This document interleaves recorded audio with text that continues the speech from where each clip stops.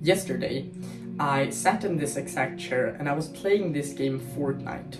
I felt a lot of nostalgia because this game had actually returned to like its origins and where it started a few years ago, because there's been so many updates and all of these things. Like, the game isn't really similar. The ground idea is still the same, but the map and the old weapons came back. I wasn't really a player back then, but it still reminded me of the times that I played. And I was playing with my friend, and kind of this thought was lurking in the back of my head, and I was thinking to myself, this isn't really that enjoyable anymore.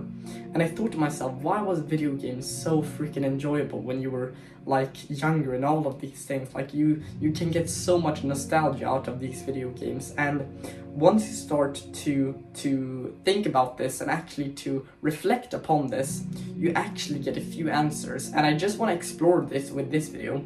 And I was thinking to myself that I was gonna write a script for this video so it would be more engaging, but I thought I'm not going to do that, so let's just explore this together. Like, you can listen to what I have to say, and maybe if you have something to add you can comment that.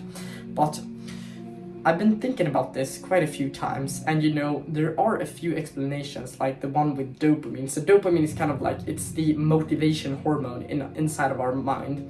And to explain it in a very, very non-scientific way that everybody can understand, is that if you imagine you have like a tank of 500 dopamine points per day, and simply when you start playing video games, you are very, very motivated to go and do that. So once you start to like turn on your computer and you turn up the game and you log on, you start to release dopamine. Like, your brain gets like pleasure out of it. And what happens then is that once you have played, let's say you played for an hour and it takes like 100 dopamine points away out of your 500, then you will just have 400 left to do everything else with. So for example, if you want to read the book afterwards, maybe it would be very, very hard because you've just wasted all of your dopamine, if that makes any sense. So it's very hard to be motivated. You've just got to utilize discipline if you actually want to get it done. So that's one answer.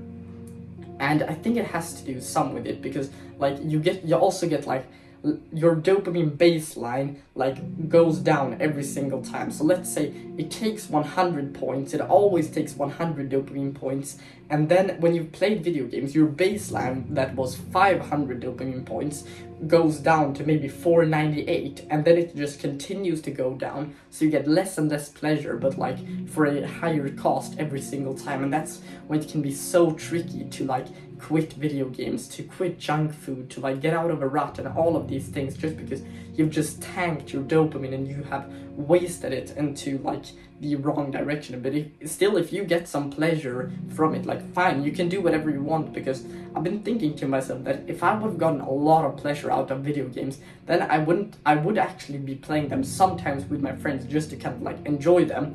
But whilst I'm not getting that much pleasure out of them anymore, I will just quit, because it's a waste of time in that sense if I isn't even getting like some enjoyment out of it. If you're getting enjoyment out of it, fine, you can go and play video games, like that's completely fine. But you have to think to yourself if you can relate to this or not. But if you clicked on this video, you probably relate to me. But I've been also thinking about this, is that once I realized that video games wasn't that good for me. I always knew that it wasn't like very, very productive, but I thought to myself that I'm going to turn pro in Fortnite or whatever game I was playing at the time. And when I thought to myself that I'm going to become pro, I could just cope with it. And I didn't really know that about this dopamine thing, and I didn't know that you could improve yourself in real life, or I didn't really have the tools. I was just ignorant in that sense, or I was just innocent. But it is very, very interesting, because once I've started to explore this, like when you become more conscious of what is great and what is not very great for you, it's very, very hard to go back to the things that you know aren't like intrinsically good for you. And of course you can extrapolate some short-term pleasure if you feel like that is useful sometimes. Of course you can do that, it won't hurt you in the long run, but still you base your life on the long-term like pleasurable activities. Like recording videos for me is a huge one, because I like to just get things out of my mind and just speak to people and just kind of like give advice or tell people what is on my mind lately. And another thing I've been thinking about is that I read a book called Mastery by Robert Greene. I don't know if you've heard about it.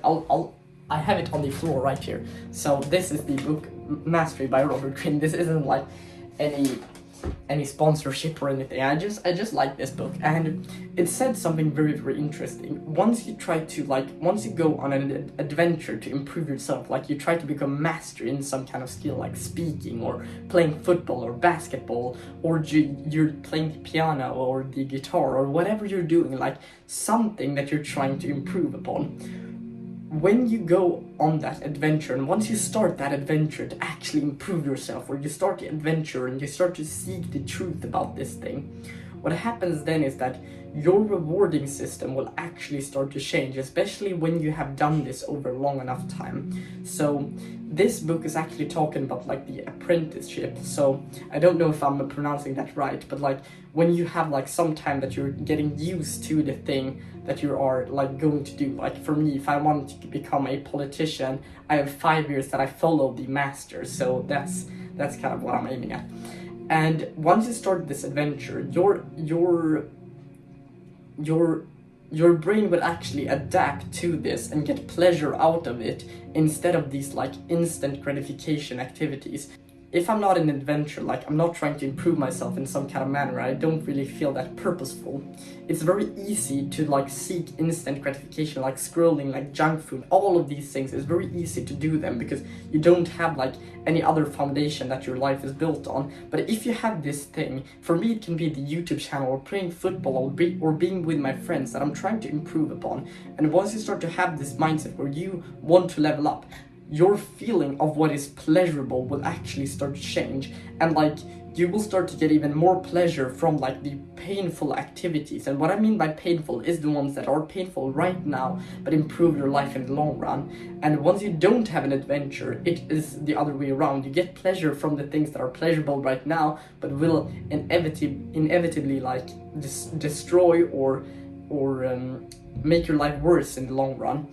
And that can be like scrolling, junk food, drugs, all of these things. They aren't that detrimental if you do them like one time. But, you know, a very, very interesting thing is that when I've started to like have an adventure in my own life, what has happened then is that this is actually shifted, and this book pinpointed at it just perfectly, because now I get enjoyment from reading, from meditating, from improving my life, from checking off my habit trackers and the things that I have on my wall right here.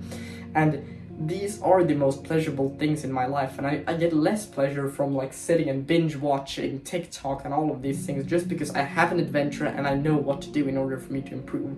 So simply, this is why I think video games has become like less fun. And especially for me, like I have an adventure, I know that they aren't really good for me, and I can't really use coping mechanisms anymore because I'm too deep into the like self-improvement space in that sense.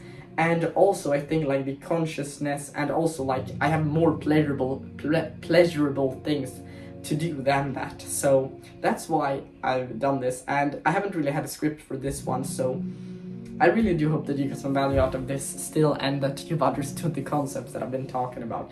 I will be reviewing this video and see if I'll upload it, and I'll see you in the next one.